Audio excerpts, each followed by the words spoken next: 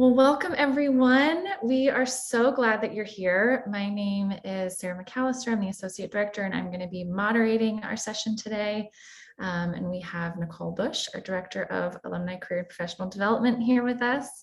So today, as you can see, we are going to discuss the hot topic of virtual interviews, which we all know very well these last couple of years. I'm actually going to pass it over to Nicole to just do a quick intro and get us going. Okay, thanks, Sarah. Thanks so much, everyone, for joining us. We're really excited to have you today. We have a lot of material to cover. We're going to try to get through it all in 30 minutes.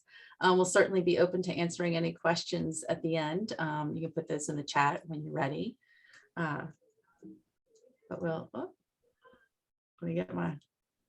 But we're going to start just by introducing who we are and what we do. So my name, as Sarah said, I'm Nicole Bush, Director of Alumni Career and Professional Development here at Tulane. I've been in this role for 9 years. And prior to this, I was with the Freeman School of Business Career Management Center. I have a New Orleans native and a Tulane graduate. I also, in addition to having 20 years of experience in career management, have worked on the recruiter side of hiring. So I'm really excited to share what I have learned with all of you today. I'm glad you joined us. Great. So as I mentioned, I am Sarah McAllister, Associate Director here for Alumni Career and Professional Development. I've been with Tulane for, give me a second, let's say 10 plus years. I can never really do the math. So the first 7, I was with the Newcomb Institute on both the student side and then a little bit of time on the alumni fundraising side.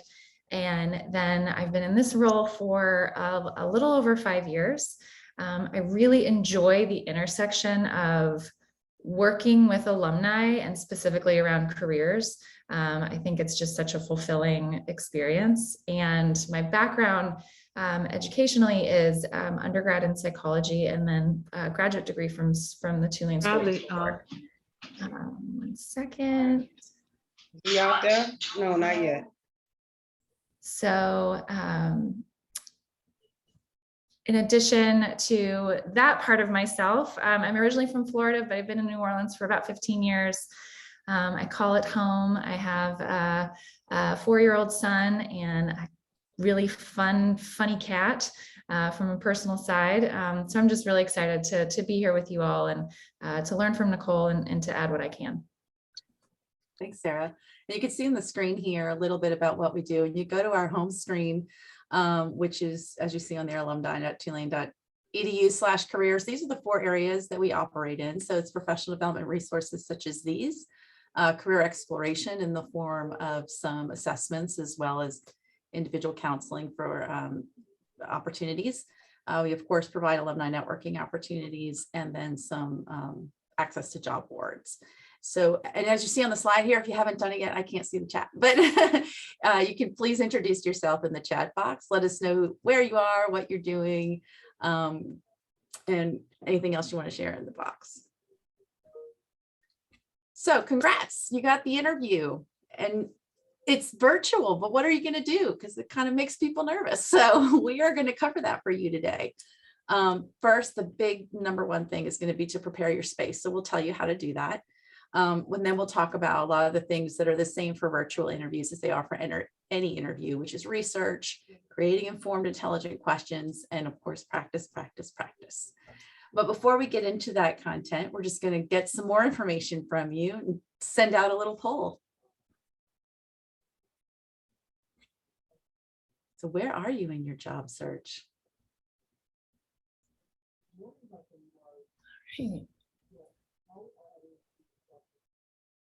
Oh, a little all over the place. Okay. I like it. Number of people planning on interviewing soon, though, so that's good.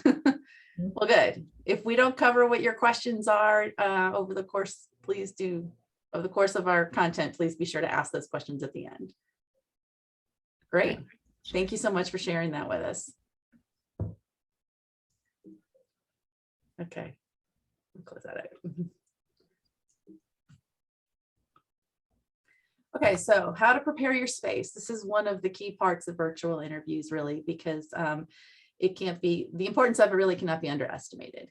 We have on here the checkbox. We'll go through them. Number one, check your lighting. And I think this is where a lot of people make mistakes, because your lighting really needs to be behind the screen, behind your computer, and not behind you. Because if it's behind you, you're going to get shadows. It's going to be hard to see your face, and they won't have a clear image, and it'll make it a little awkward in general. Because of course they want to, just as if you were in person in an interview, they want to be able to see your face, your expressions, and it's a good way to get to know you a little bit better. So make sure that lighting is behind your camera and or computer. You also want to make sure you align the camera with your eyes or slightly above. I think we've all been on Zoom meetings where people are kind of looking down, and you have that view of looking, they're looking like this, and you kind of see the top of their head a lot, which doesn't make for good eye contact. You're trying to connect with the people you're interviewing with. And so you want to make sure that you're establishing eye contact as best as you can through this virtual format. It's a little hard sometimes looking at the screen or you're looking at a person over here, but to them, it just looks like you're looking off to the side, because you really need to try to focus on looking at that camera. But having it level or a little above is a good guideline for where it should be. And again, I've used a Kleenex box in my home office for many months just to put my laptop up so the angle would be right. And also, you don't want to get that neck strain from having to look down all the time. So it helps you sit up straight, helps you make eye contact. Be sure to check your background. And this is a big one too. We still see, even though we've been doing this a long time, we still see people with some problematic backgrounds, if you will say.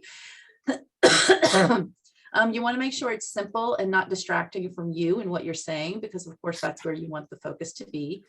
And you want to make sure that it's not, there's no movement happening back there. So something like, you can see I mostly have walls, I have a little window. Sarah's is pretty plain and office looking. It looks like an office in there.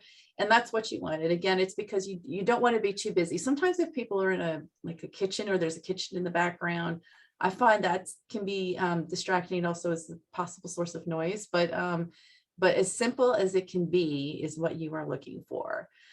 You can adjust your settings. So if you are in a setting that, just because this is where you are and you have a little bit going on in the background, more than say what I have right now, you can blur that. And you've probably seen that in some of the Zoom meetings. You just have to go to your video settings. They have some great tools there. And go to the background, and then you'll be able to blur the background, and that just helps to do exactly that, to blur it and make it a little bit easier for people to focus on you. The other option, of course, is to use a professional image. There are so many images out there. The ones at the beach or in space are funny and haha, but it's not what we want for your interview. You want to keep it professional, because again, we don't want anything to distract from what you're saying. So make sure that if you're using a professional image, some of the better ones out there, or images of offices or office looking space, where it's just kind of maybe a couch in the back, or maybe a bookshelf or something like that, something that's just very simple. Again, just because you don't want a distraction.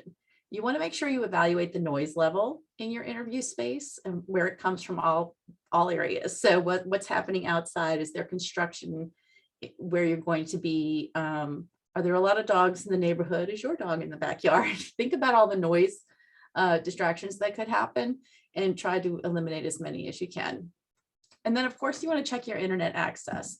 And I always recommend that you check it at the same time of day that you would be having the interview, because I don't know about you, but in the afternoon, my internet connection is not as good as it is in the morning. I don't know why. Maybe more people are on the internet, but it always seems to glitch out a little bit more in the afternoon. So just that's one of the things you need to remember to check. Is there anything else, Sarah, or is there anything else that anyone else has experienced in their virtual world that they'd want to share? Good or bad? You can say, don't do this.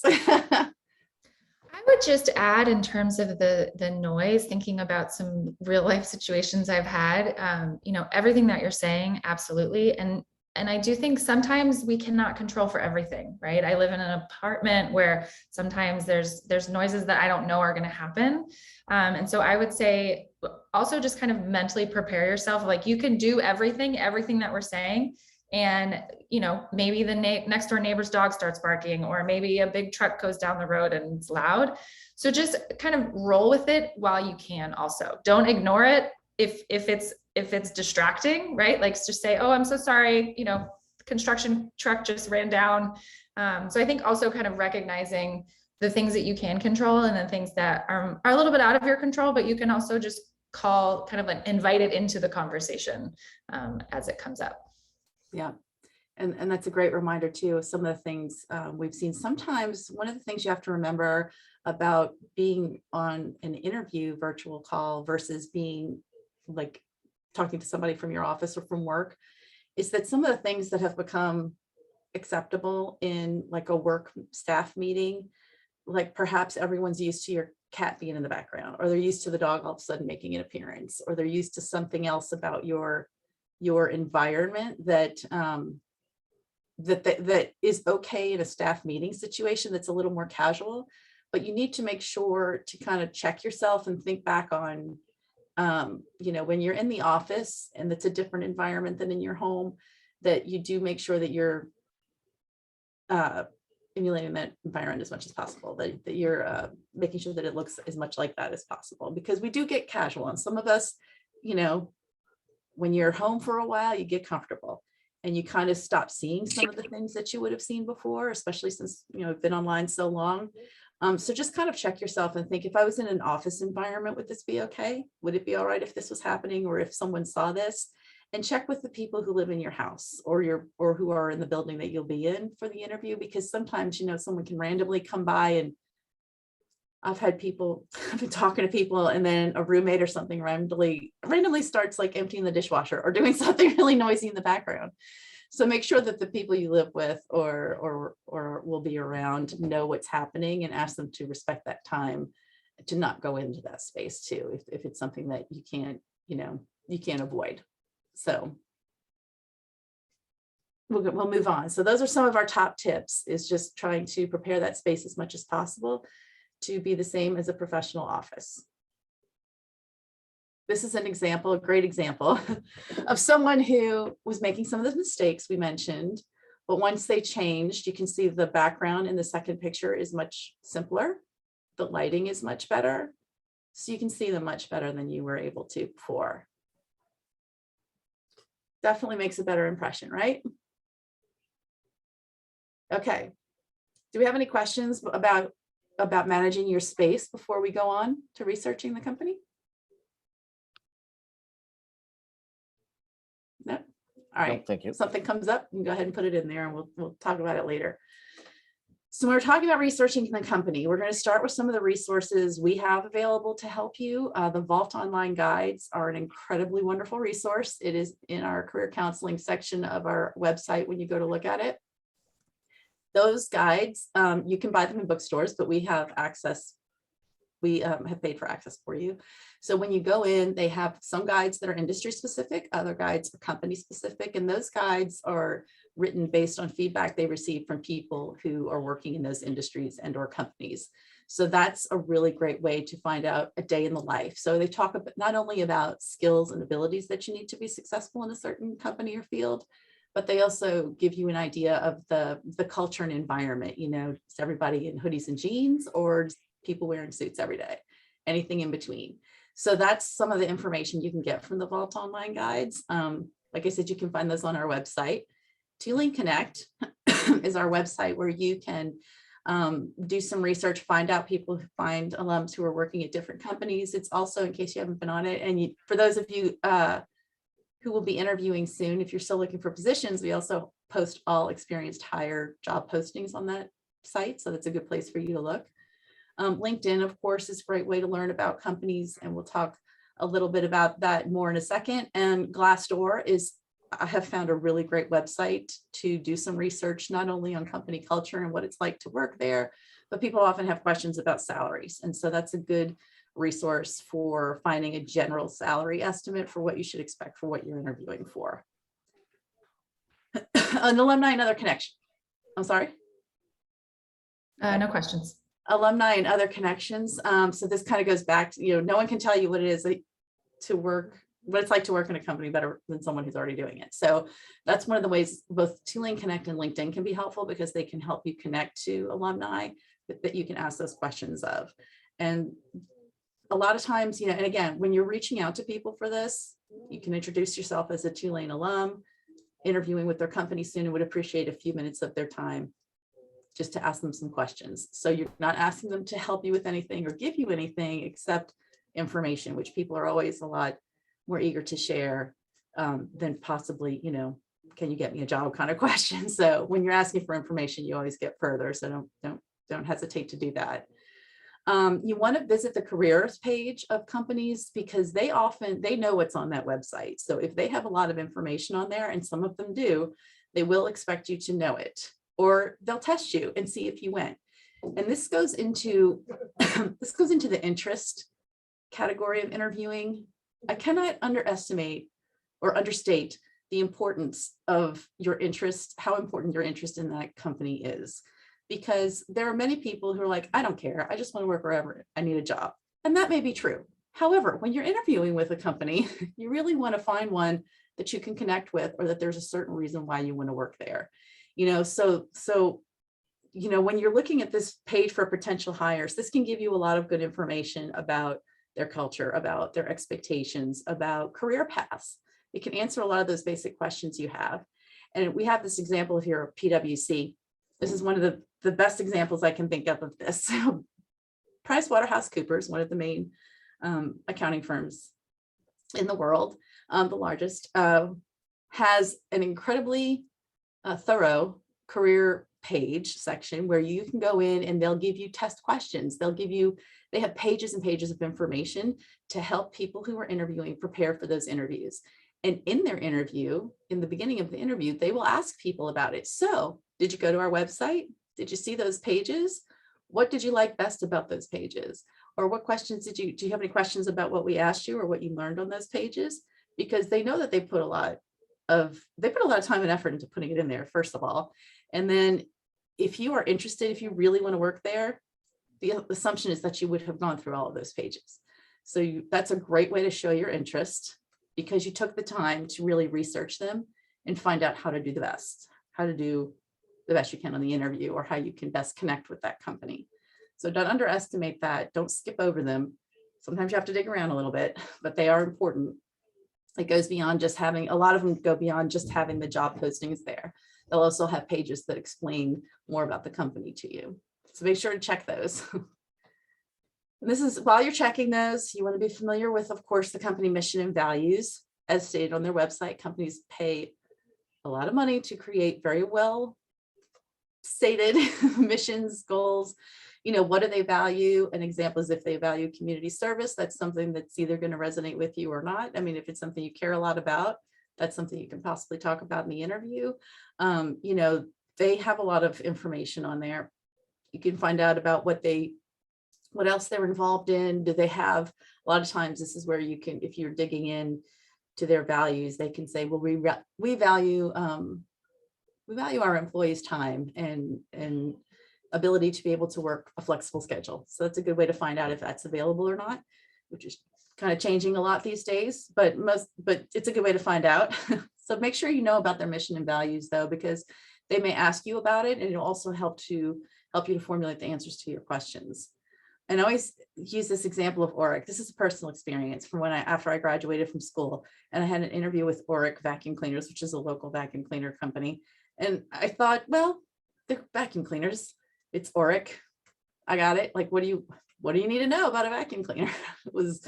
So I went in there and they're like, so tell us what you know about the company. And I said a few things and they're like, okay, great. Well, what else do you know? I was like, well, this, that. And I'm like, thinking of ads I've seen in the paper for it, kind of really pulling for some answers there. And they kept asking, and what else do you know? What else do you know? And I was just like, well, that's it. And that's all you know about us? Is that, that's pretty general information. And I felt about this big. It was terrible. It was a wonderful learning experience, but a terrible experience to be in. And this just goes back to what I was saying earlier. Employers know how much information is on their website. And if you are interested enough, you will look for it. And so researching the company is just very important to show not only your interest, but also to be a better candidate as you're going through the interview. You also finally want to be aware of recent media announcements or coverage on the company. And one of the best ways to do this, and we talked about LinkedIn earlier, if you know you're going to be interviewing with someone, or even if you're just interested in working for a company, follow them on LinkedIn, Twitter, Instagram, wherever they are, whatever their social sites are, whatever their social presence is, follow them there. And make sure that you're checking it, you know, the week or two before, just so you're aware of what's going on. If you're in the interview and maybe you can say, hey, I saw you had that, you know, saw the exciting news about that acquisition last week. Can you tell me more about that? You know, that can, oh, wow, this person's really interested. And they'll make a good impression, you know, or maybe they were just given an award. Hey, you know, congratulations. I saw on your Twitter feed, whatever, on your Twitter site, that you all were just awarded, you know, best company to work for in the state of New York or something. You know, that's fantastic. You know, tell me why it's the best company to work for. It's great talking points, really easy for you. So that can also just be a way to help you prepare for the interview. Nicole, I just want to add one thing about the Tulane Connect and LinkedIn resources. So we have, if you're not familiar with Tulane Connect, or also how to really get that deep dive into LinkedIn, we do have previous recorded sessions that I'll drop in the YouTube link.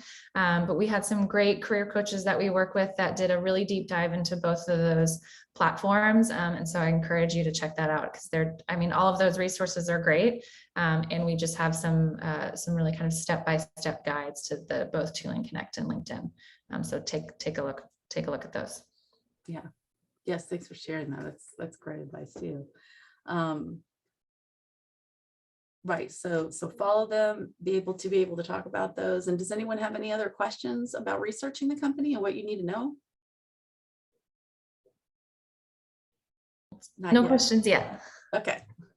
Well, go on to researching yourself, which sounds so silly because people think they know themselves, but knowing about yourself and talking about yourself are two very different things, or they can be, especially in this environment. So the first, let's just say, you know, you should know by now that you need to Google yourself, because the recruiters will Google you. So if you go online and search yourself, what comes up, take a look at it. You know, if it's something on social media, there's some things we don't have control over, like what people post on social media, but control what you can first. And then second, if there's anything on there that might be unflattering, just be prepared to address it in case you're asked about it. I think people have gotten a little more savvy about this over the years, but it's still something you want to be aware of. Also, knowing yourself, like I said, and being able to talk about yourself are two different things. You know, people always say, well, I can talk about myself, no problem.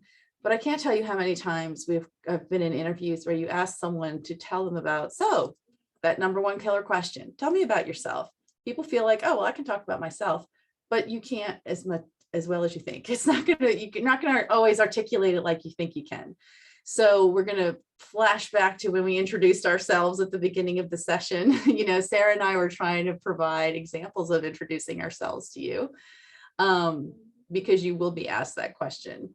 And so, you know, I've introduced myself, I don't even know how many times, but I still wrote it out and practiced it, and hopefully it came out smooth. I don't know. But, you know, even if you've done it a bunch of times, there are any number of variables that could happen when you're speaking, and especially when it's virtual. You know, all of a sudden there's some noise, there's some light, there's some technical glitch, whatever. There's so many things that could throw you off your game. The more you've practiced it and the more ready you are to articulate it and really talk about it, the easier it's going to come automatically. Do you want to say anything, Sarah? Yeah, I would just add, you know, sometimes the way that my brain works is I need kind of a framework. And so if you're one of those people, a good framework to think about this, tell me about yourself question is, the employer always wants to know the things about you that are relevant to the job and the company and why you're interested in the position. So even the other tip that I always like to mention is, even if they don't say in the question, and why are you interested in this position, make sure that you say that in your answer. It's also a really nice way to tie up the answer in a nice little bow. I know we'll talk about some common mistakes at the end, but one really big common mistake that I see in the tell me about yourself is typically people kind of run out of things to say and it just trails off. Like, And that's all I'm gonna say about myself, right? Like you don't want to get stuck in that space. So a really nice way to wrap it up is, I'm really excited about this position. I'm looking forward to learning more about this today. Something along those lines. Right. And show a little bit of your talent. When I introduced myself, I made sure to say I had over 20 years of experience, because so you know that I have that experience that I'm drawing from, and then ended like Sarah said, ended on, and I'm really excited to share what I've learned with you today, because people do that most often is they just trail off and say, oh, well, yeah, well, I'm here and that's me. I hear that a lot too. That's me. That's great. But it's better to keep it focused on the web, on the situation. So write it out ahead of time, practice saying it ahead of time, but you really need to think about that. And while you're thinking about that, you need to answer these questions for yourself so that you can articulate it to the employer. Why do you want to work in this role at this company at this time? Those are very important questions. You should have specific answers to them, because again, it goes back to, we can go off on the whole dating analogy of interviewing, but the company wants to know that you don't want to just work at any company, you want to work at that company. And in this role, because this is why it's important to you. No company wants to hire someone who's just, I don't really care what I do or where I do it. And if that comes across in your interview, you're not going to get hired for the job. So you need to have specific reasons. And those are the things to think about when you're preparing that answer. Next, we want to make sure you create informed, intelligent questions, because they're always going to ask you at the beginning of the interview, they always ask you, tell me about yourself. And at the end of the interview, they always ask, so what questions do you have for me? This is where all that company research came into hand. So as you're going through conducting that research, make notes, think of questions.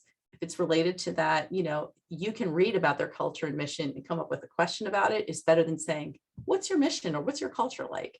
If you can find out about that in advance and then ask them something about it, that's going to come across a lot better and make a better impression than if you're like, so what is it like to work for you? Well, you can find out a lot of that online or by talking to people. So see what you can, so that when you ask questions, they can tell that you did your research. And again, that also helps to validate your level of interest. Also, some sample general questions for you. So you want to have those questions before that are specific to the company and what they're doing. But here are some examples of some questions that you can really ask to anyone. How do you find success in this role? What are opportunities for advancement or professional development? Now that sometimes you can find that on the website beforehand. Sometimes you can't. So see what the situation is there. You can always ask about next steps in the process. And of course, what efforts is your company making to include diversity and inclusion? So make sure to have some general questions like these on hand, and then some specific questions. And then you need to practice, practice, practice. You cannot practice enough. That is a fact. Especially, like I said, for virtual interviews, because they have more possibility of things going wrong sometimes than if you're sitting in person with someone. So on here, if you can, the best thing you can do, if it's Zoom, open a Zoom link just by yourself. It's fine. No one will know but you. You're going to record it and look at it. It's just for yourself. Start a Google Meet, whatever it is. You need to make sure you know in advance what the software is that they will be using, and that you have it, of course, on your computer, whatever you're using to do the interview, and test it on yourself. So you're not only testing, of course, people always say to test the technology and the setup, the tech side of it, but you're also going to be checking all of those things we told you about, how to prepare your space. So you log in to check all of those basics, like the technology, the lighting, the background, all of that sort of thing. But you also really need to practice answering your questions on a video. It is different than when you're in person, and it feels different. It looks different. So it's not something that most of us are used to doing. So record it, do it on camera, because it's just more nerve-wracking talking to a camera than it is to do other things. I know I haven't gotten used to it yet. So become comfortable with it. And the only way you can do that is by practicing. Be mindful of how long you're talking, no more than 2 minutes. And this goes a lot into we'll go back to that tell me about yourself thing, and tell me about yourself, and are you going on and talking about all these different things that just come to mind, or are you staying focused on the question? No more than 2 minutes. So make sure that you stay as succinct as you can while still answering the question. Behavioral questions, we can talk about this a lot. And if you have specific questions about that, please do feel free to reach out to me. But the best way to answer your behavioral questions is by knowing what your top 3 to 5 selling points are.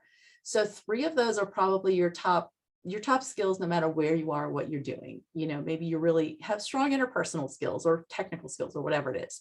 And then the other 2 are going to be specific for that role, 2 to 3, depending on how you are. So whatever those are, whether it's, high organization skills or ability, communication is still huge. So interpersonal communication skills, written and verbal, whatever it is that your top selling points are, maybe you're really great at creating efficiencies in the workplace, list them out and then come up with specific examples of them. So anyone can say, people like to say, I'm a people person, but don't ever say that. Don't ever say you're a people person. Just say, I really enjoy working with the public, or I really enjoy interacting with people from different countries, or whatever it is that is applicable to the job. As a matter of fact, when I was in such and such position, you want to give examples of your successes and your skills. To make sure that you were providing them with the information they need and want, we have what's called the STAR method.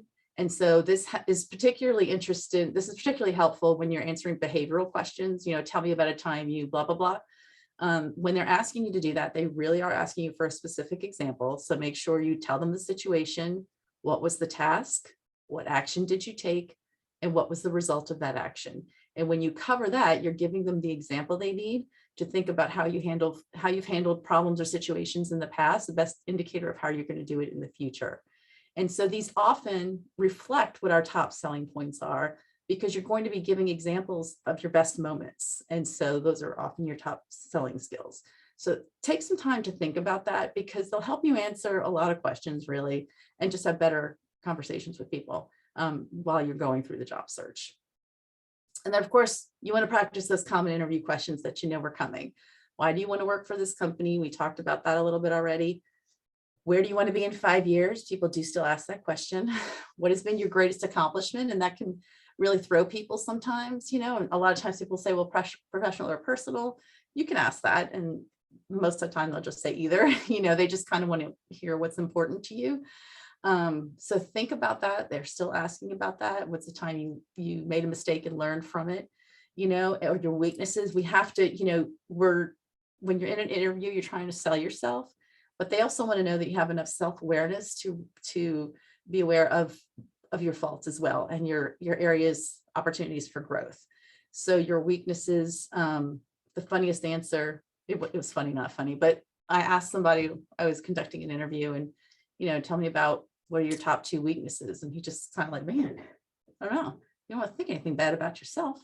I just can't even think of anything. And I was just like, he was so honest. I mean, it was funny, but I was also like, you also got to come up with something. So like, tell me something, and if it's hard to think about what your weaknesses are, because we don't like to focus on our weaknesses, or we don't want to, think about the last performance review you had, or and they said, this Sarah's really great. She's so awesome. I can't think of any area of improvement, but they're always wanting you to come up with some area of improvement. But I guess if I had to say one thing she could work on is X, Y, whatever it is, whatever it is. I can't even think of an example, but whatever it is that you may have gotten feedback on before through a performance review or something like that, like you did a really great job, but I wish you would, but you did have a spelling error or 2. So maybe if you just slow down and checked your work better, take the time to check your work, you won't have these kind of mistakes that really are kind of easy to make and easy to catch if you just slow down and check your work. So maybe it's something as simple as that. Sometimes I'm just go. I'm not even, and I might make some typos, or I might do this or that. Well, if you slow down and take a little more time and pay attention to what you're doing, you can avoid those mistakes. So it could just be something like that. But you want to make sure that you're prepared to answer those questions. Any questions for us right now? I know we're going over a little.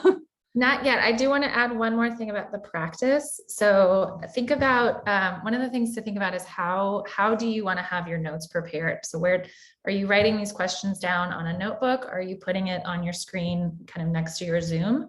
Right. So if it's next to your Zoom, it's a little bit easier because your eyes won't dart that much. But some people, I myself included, like to have handwritten notes. So just remember that when you're on Zoom, they can't see anything below, right, kind of the middle of your body. So it's important to verbally say that, like, hey, I've got some notes written down here, so I'm gonna reference those, you know, throughout our conversation, because if you're just looking down, they don't know what you're looking at. They might think you're checking your phone or doing something else. So anytime that you're using those handwritten notes, just again say, just acknowledge it out loud so they know exactly what's going on. Absolutely. And also to take notes as you're going through, you know, they may say things that you want to take notes on and refer to later. When they ask you, do you have any questions for me? You know, maybe you've made some notes about questions that came up during the course of the interview. Or if you have the questions that you prepared to ask them, if you have those written down, then they may have answered some already. Scratch them off your list, you know, or if they ask, do you have any questions for me? Sure. If you don't mind, I'm just going to look at my notes. No one is going to mind. They'll just be happy that you created a list to begin with, that you were interested enough and took the time to prepare and create a list. No one's going to fault you for having to reference a list of questions for an interview. So don't worry about that. It's better to have the questions and have to look at them and read them, you know, for a second, than it is to not have questions, or to have one or two, you know, that there's always that, well, I think you answered all my questions. I'm good. You know, okay, that sounds pleasant and all, but they really wish you would have had some other questions. So hopefully we've given you some ideas on how to do that. Okay, we're also just going to take a minute to talk about faking it and not faking it. Oops. So this is one of those things that I've just seen a lot of people do, and I've heard a lot of people think that they can do really well, is talk about things, or I can tell people, this is what I hear a lot. I know what they want to hear. I can tell them, I can work an interview like it's like, you know, like they're working, I don't even know what, like they're selling snowballs in summer. I don't know, like, no problem. I can do this. I can make this happen. And they're kind of overconfident about it. But what you need to remember is that people who interview people for a living can tell in a heartbeat whether you're being genuine or not. They can tell your level of excitement. They can tell how much preparation you've done. So some people may be good with faking it, or kind of pulling the wool over people's eyes, or maybe they're just real good schmoozers and like working people. That's not going to fly in an interview. So you need to really do this prep work that we've talked about it in practice, because recruiters can tell, you know, and this is what they do for a living. They talk to people all day. They look at resumes. They're interviewing people. They can tell the people who are genuine from the people who are just faking it. So make sure that you're on the right side of that. Did you want to add anything, Sarah? Yeah, I would just add, you know, I think it's such a fine line between everything that Nicole said. I guess what I'm really trying to say is it's important to both be confident and authentic, right? I was just coaching an alum a couple of days ago, and he was trying to come from the place of like being very serious and wanting to just only say very serious things, but he was hiding the warm part of his personality. Right. So that's kind of the fine line I'm talking about, is you want to bring your personality into the conversation while also being professional. You know, I myself am somewhat of a quirky personality. And so, but it's important you know, humor is very big in my life, and I need for people to know that I want them to think that I'm funny. We're not going to get along if you don't think I'm funny. And so that's something that I need, that I weave into conversations, again, in a professional way. So you have to find that balance for yourself, but don't hide the parts of yourself that you're going to bring into this job as well, because they also want to get to know you. So that's part of that faking part, is you don't want to hide those big parts of yourself that they're going to see on the first day if they hire you. Like, it's going to come out. So you don't want to trick them. And it helps to determine fit. You know, are you a good fit for their culture and environment and the people that you will be working with on a daily basis? Are you going to fit in with all of us, or are you not? So it's best to just, you know, be your most professional version of yourself, but be yourself, and don't be afraid to show that, because it will help you in the long run. Because, You know, if you're someone, for instance, that doesn't like to laugh a lot, or you're just a real serious person, that's fine. But if you're in a real jokey kind of environment, that's probably not going to work for you. So it really helps you to find the right fit position as well. All right. I think this is almost last. I'm sorry, we're wrapping up. Just some common mistakes, and we've kind of covered this, but a lot of times people think they know too much. They already know enough about the company. And I shared the example of Oric. There are a lot of other examples. You know, I used to work for Disney, and that's a great example of people. They're like, yeah, Disney parks, Mickey Mouse, I got it. But Disney is actually a huge enterprise that owns many channels and companies, and very wide. Their footprint, I guess, is just very huge, and they cover a lot of different things. So it'd be good for you to know that, you know, the companies that they own. You know, or you go into a company and you ask for a Coke, and they're like, but we're one of the primary partners of Pepsi, and they don't want you to ask for a Coke, and they don't have Coke anyway. So those kind of things might seem small, but it just goes into the kind of detail that you want to know about the company. Of course, not preparing answers, being overconfident, and then just unprofessional behavior. And we've kind of covered all these, but through the course of what we've said, but just kind of want to come back to these because these are among the most common mistakes we've seen over the years, and the people that we're either interviewing or have interviewed. You know, unprofessional, I'll say they don't take it seriously enough. You know, in the days of in-person interviews, you know, there's a lot of that would go on, you know, because you don't, everyone that you meet in the course of this could go on in virtual interviews too. Everyone you meet through the course of that interview, any of those people could have an influence on whether or not you get that job. And that's really true if you're communicating in email, or maybe you practice with someone, or there's someone greeting you for the virtual interview, but someone else is interviewing you. Don't assume that those people are not included in the conversation, because they very well could be. So just make sure you're very professional with everyone that you encounter during the process. All right, that is it. I'm sorry again for going over, but we're really happy to answer any questions that you have now. We know it's a lot of information, and like I said, we can always dive a little deeper into any of those that you have questions about. So we don't have any questions right now. We have gotten some really great just feedback saying it's really helpful, and thanks for all the tips. So thanks for that, everyone. Yeah, so I know, like Nicole said, we are a little bit over. So if you feel free to hang out, if you want to ask us some questions, we'll be here for a couple minutes. But if not, thank you everyone for coming. And here's our information if you do think of those questions afterwards. So have a great day, everyone. And thanks again. Thanks so much for coming. Thank you very much. Have a good Thank one. you. Thanks. It's just the first couple of minutes. Thank you. It said that it's recorded. How do we access the recording? Is it someone asking about accessing our recording? No, I don't think so. It sounded like background. Okay. All right. But So I've we got a haven't mentioned that though. question. So if you do need to know where our recording is, you can go to our website under the professional development resources and click on professional development series at the bottom. You can click, there's a link for webinar archive. I don't know. You can put that in the chat. Okay, I have a question and a comment. Go ahead. So other than the, about the behavior, you always recommend to use the STAR method for behavioral questions.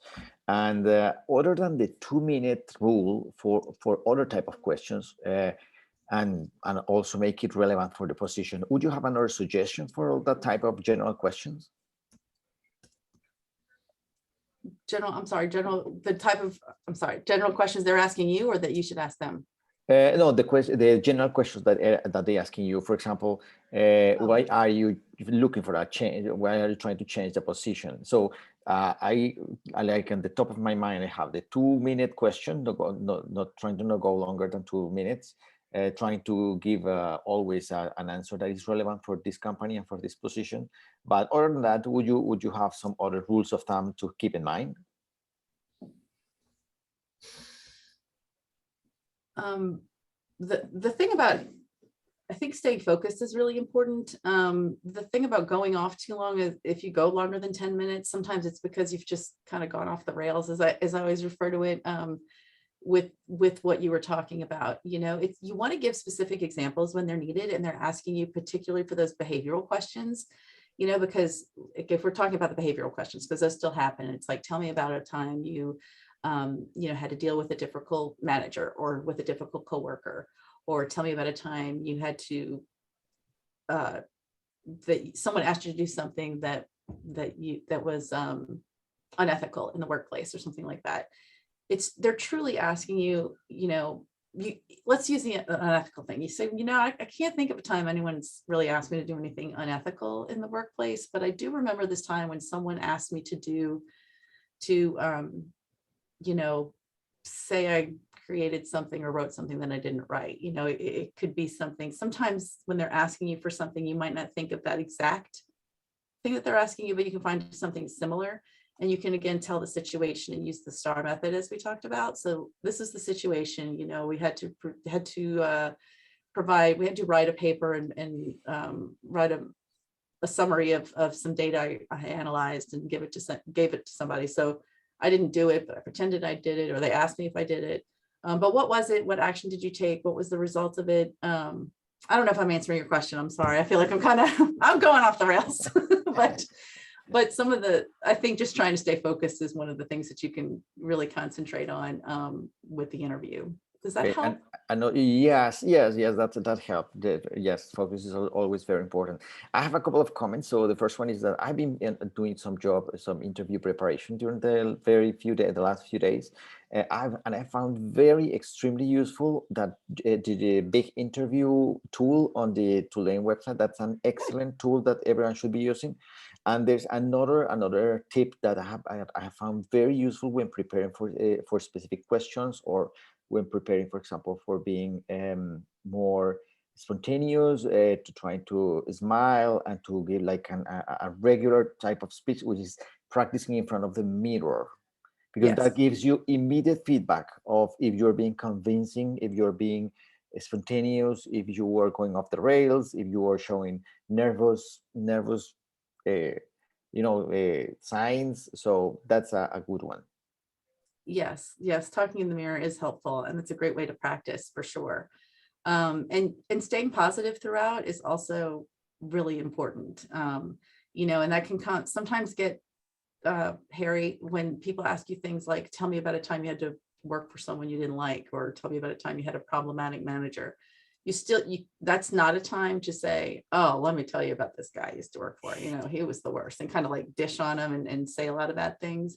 It's more, you want to stay positive as much as you can, and say things like, you know, I did have a really challenging experience with a supervisor once, and it's because he had trouble clearly communicating what he wanted from me. So we had to have a lot of back and forth to get clear messages, determine what the clear message, what he really wanted from me, what he was expecting from me. So I, you know, asked a lot of questions. I asked for clarification as much as I could so that we could get on the same page and putting in writing so that we both knew what was expected. So again, it goes to that, this was the situation, you know, I decided to ask for more information. I asked to have it in writing, and the result was that we wound up both on the same page. So,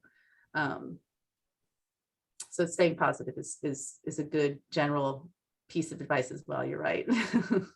Thank you for sharing that. I'm glad you like Big Interview. That's a new resource for us, actually.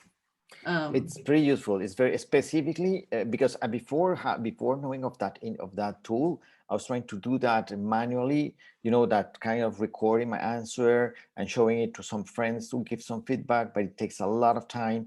But this one gives you the opportunity to rate yourself, to improve your questions, to record as many times as you need. So it's really a very good, useful resource. Yes, that's great. I see, is it Zarek raised his hand? If you want to ask, unmute yourself and ask, feel free. Yes. Hey, Sarah and Nicole, thank y'all for the time today. This has been really great. So my question is that, you know, generally most interviewing processes now, especially for like the higher up scientific jobs, like scientists and things like that, engineers, you interview with teams of people all throughout the day. And so for some people like introverts like myself, you kind of get exhausted talking to people. So just general advice for trying to make it through the day for those series of interviews. That is a good question. That's gonna be Great tough. question. I think it's okay to ask for a break sometimes. If you don't mind, can I just take 5 minutes and maybe you just take the long way to the restroom or something like that, you know, because you can just have a little break. It is okay to ask for breaks. They know that they're putting you through that the whole day. And, you know, I'm just going to go get a sip of water. Do you mind if I just take a minute? I just need to get a sip of water, something like that, you know, or take a little walk, you know, it's okay as long, you know, don't disappear for too long. But I think it is okay to ask for short breaks or to make, you know, some, you know, get a piece, you know, if you already have water there, you know, you just need to take a break, especially it's a little easier on virtual interviews, I think, because you can say, can I take a break for a minute? Maybe just turn off your video and mute yourself and just get a break from that for a second, because this can be intense on the camera. Most people, I think, will be open to doing that as long as you're doing it, you know, at the right time, like during a break or during a transition from one person to the next person. Sarah, anything else? Yeah, I would add, I love that you included you being an introvert. I am also an introvert. And I think knowing that about yourself, you know, play out the day and know you're going to have a good sense of when you're going to crash, right? Kind of energy wise. And so see where also you can build in those moments of, you know, maybe 2 o'clock in the afternoon is typically you're like, my brain's done. I'm totally shot with thoughts and words. So no, kind of anticipating those moments. And to Nicole's point, right? Like I would say, think about the timing of when you want those breaks, like when you really need just a quick 5-minute recharge to kind of go inward and, you know, get that battery a little bit more energy in their battery. And also, you know, I hope this is helpful. The next thing I'm going to say, but it's going to be a long, exhausting day, right? Just also knowing that, like, to Nicole's point, they're tiring, and you're going to be totally exhausted at the end. So I think especially as an introvert, maybe building in a treat for yourself at the end. You know, you made it through, you did the best that you could, making all those notes. I mean, I think everything we're saying, but also really get a sense of your, you know yourself the best. And so trust those moments when you just like, maybe you take a break when you're answering a question, right? Maybe when your brain's starting to get fried, and that's when you say like, hey, I'm gonna take a minute to think about my answer. So I think there's so much of this process that it's so important to know who you are as well. But that's a really great question. And good luck if you have one of those coming up. I have another question. So I'm not a native English speaker. I was born in a different country. So my question is, because sometimes what I've seen is that once I'm answering questions in English, sometimes I tend to be like very flat because I'm trying to process in a different language. So what suggestions would you give for people when English is not your native language? I think it's sort of the same as take your time and don't feel rushed to say it, you know, don't feel, and I think if you do take your time, then a little bit more of that kind of emotion or inflection that you're talking about might be there automatically. But take your time to say what you need to say. And if you stumble on a word or something, it's always okay to say, you know, I can't think of the word, or, you know, this comes back to being authentic, you know, I mean, don't be afraid to be who you are. That's part of this whole process, is making sure that it's a good match for you and that it's going to work. And, you know, to be honest, if you're interviewing for a company that would fault you for that, then you probably don't want to work for that company anyway. That's what I always say, something like that, you know. But you can also, you know, insert inflection before or after if that's more comfortable, whatever it is that you're saying. But don't feel so rushed to answer it quickly that you know, don't answer it well. Yeah, Gotcha. Okay, thanks. Sure. Well, thank you everyone for all of your questions and comments. We are going to wrap up. So if you do think of any other questions, please feel free to use our emails. And again, the recording will be posted later this afternoon on the YouTube channel, and the link can be found in the chat. So thanks again, everyone, and have a great day. Thank you all so much. And good Thank luck. you very much. Bye. Thank you.